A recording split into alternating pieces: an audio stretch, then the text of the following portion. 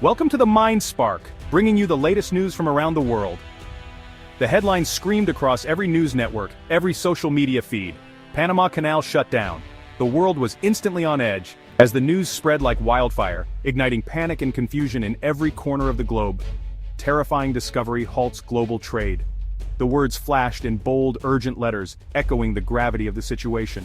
It was as if the heart of international commerce had suddenly stopped beating. For the first time in over a century, the vital artery of global commerce was severed. The canal, a marvel of engineering that had connected oceans and continents, now lay eerily silent, its waters undisturbed.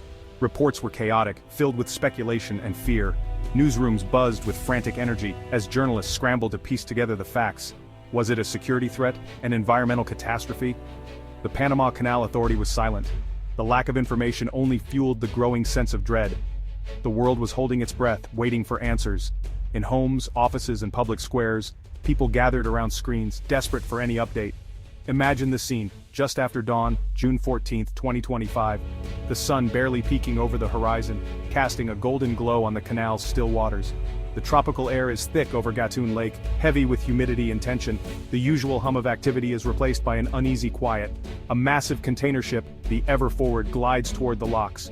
Its crew, seasoned and alert, sense something is off. Suddenly, alarms blare. Orders are shouted. The ship's engines roar in reverse. The routine is shattered in an instant, replaced by chaos and confusion. Small pilot boats zip across its bow, crews gesturing wildly. Urgency is written on every face as they try to avert disaster. The gates of the mighty locks remain shut. All traffic grinds to a halt. The world's busiest shortcut is suddenly, inexplicably closed. A line of vessels laden with everything from crude oil to iPhones forms on both horizons. A traffic jam of global proportions. The economic lifeblood of nations is now stuck, waiting for a sign of movement. Initial reports were fragmented from panicked eyewitnesses and unconfirmed sources. Confusion reigned as rumors of disaster spread faster than facts. A tugboat pilot spoke of a strange metallic object detected by sonar deep within the Culebra Cut. The discovery sent chills through the canal's workforce. The object was massive, its origin a mystery. No one could say what it was, or how it had come to rest beneath the canal's waters. The U.S. Southern Command was alerted.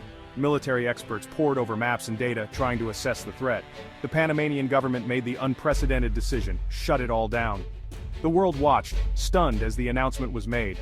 No ship would pass until they knew what they were dealing with. The canal, once a symbol of unstoppable progress, was now a place of uncertainty. The economic shockwaves were immediate. Stock markets trembled. Supply chain experts warned of catastrophic delays and shortages. The world's interconnected economy was suddenly at risk. A single day of closure cost the global economy hundreds of millions. An indefinite shutdown was unthinkable. The stakes had never been higher. The canal's sudden stillness sent a powerful message. Our global system is more fragile than we ever imagined. The silence was deafening, a stark reminder of how much we depend on this narrow strip of water. And it all started with a terrifying, unknown discovery buried deep beneath the water. The world would never be the same again, as the mystery of the Panama Canal shutdown began to unfold. The dream of connecting the Atlantic and Pacific Oceans is as old as the European discovery of the Americas. From the very beginning, explorers and visionaries imagined a shortcut that would forever change the fate of nations and the course of global trade.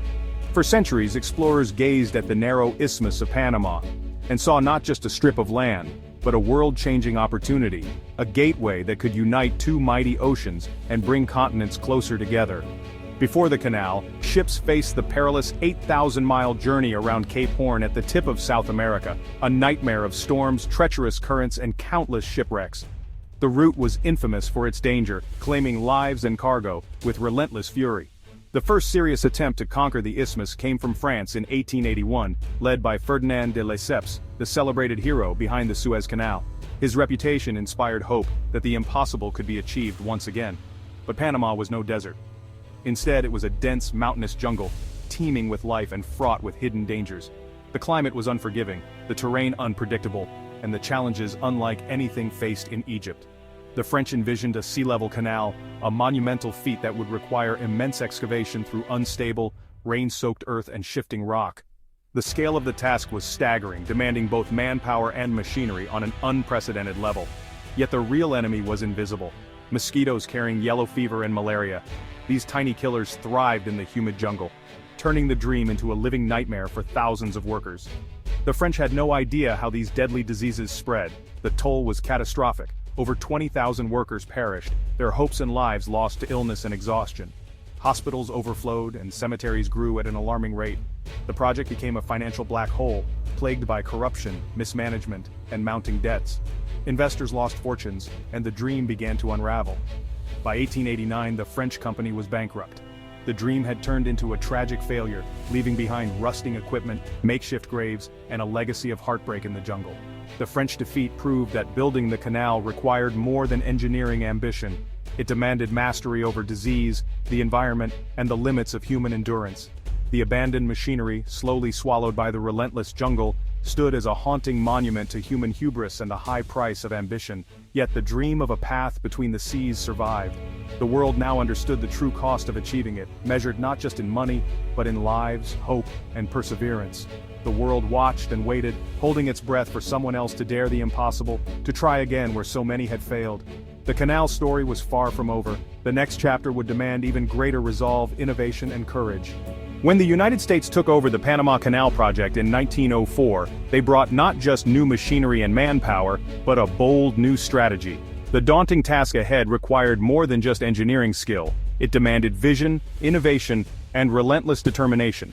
President Theodore Roosevelt saw the canal as a symbol of American power and progress, a testament to what the nation could achieve on the world stage.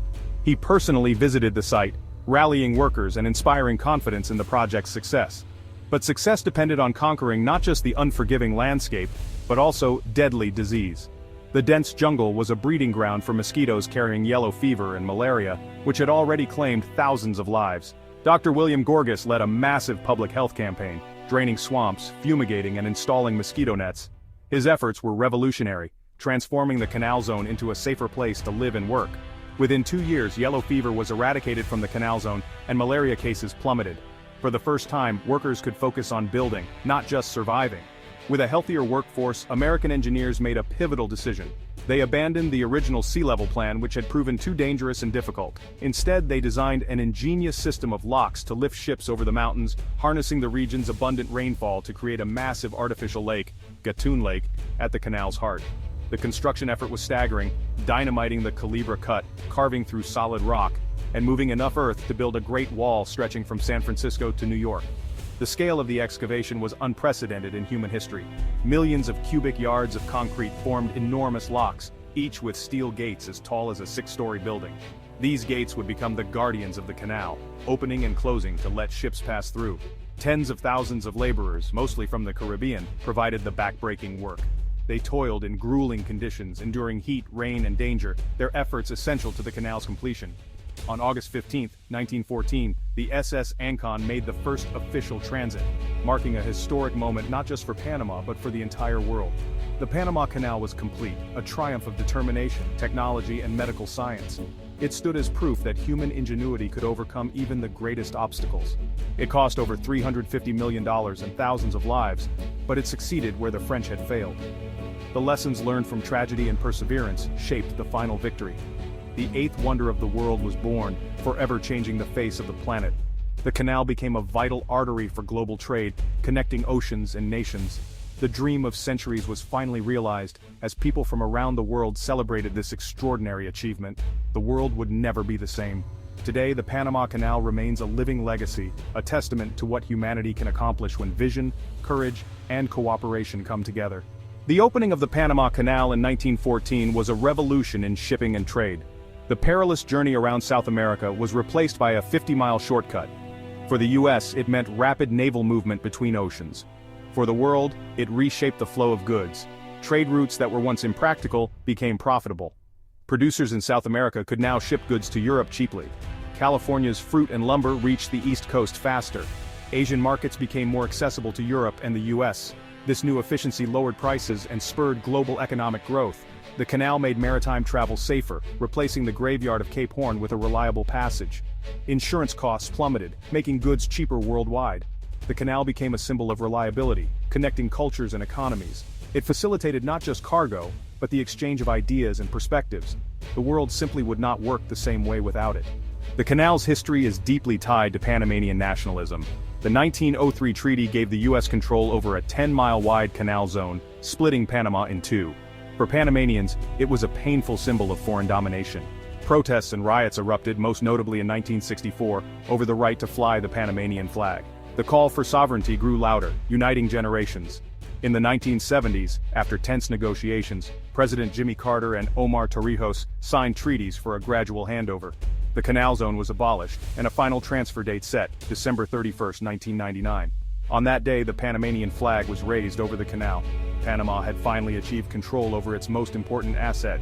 Managing the canal became a point of national pride and honor. As Panama took control, new challenges emerged. Shipping was changing. Post-Panamax vessels were too large for the original locks. To stay relevant, the canal had to expand or risk losing business to other routes. The solution, a massive expansion, approved in 2006, adding a third lane with larger locks. The project took a decade and over $5 billion, but in 2016, the new locks opened. Capacity more than doubled, allowing much larger ships to pass. Ports worldwide upgraded to handle the new traffic. Today, the expanded canal is vital to Panama's economy, but maintenance, competition, and security remain constant challenges. The canal must keep innovating to stay at the heart of global trade. The canal's creation transformed the environment, flooding rainforests to form Gatun Lake. The lock system depends on fresh water from the surrounding watershed. Each ship's passage uses millions of gallons, making rainforest health a business issue. Deforestation and climate change threaten water supplies, forcing draft restrictions in dry years. The 2023 drought was a stark reminder of this vulnerability. The Canal Authority invests in reforestation and water-saving technology. The future of the canal is tied to the health of its environment. Balancing commerce and conservation is one of its greatest challenges.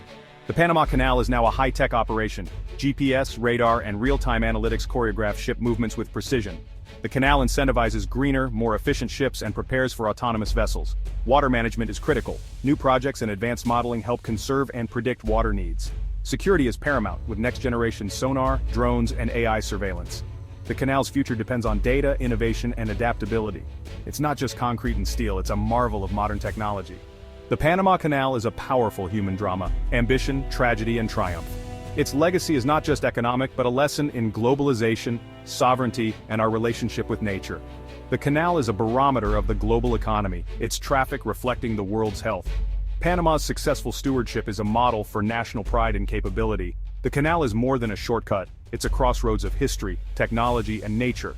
Its future depends on how we navigate climate change, technology, and global politics. The canal's story is one of continuous adaptation and innovation. As long as goods and ideas move across the world, this path between the seas will remain vital.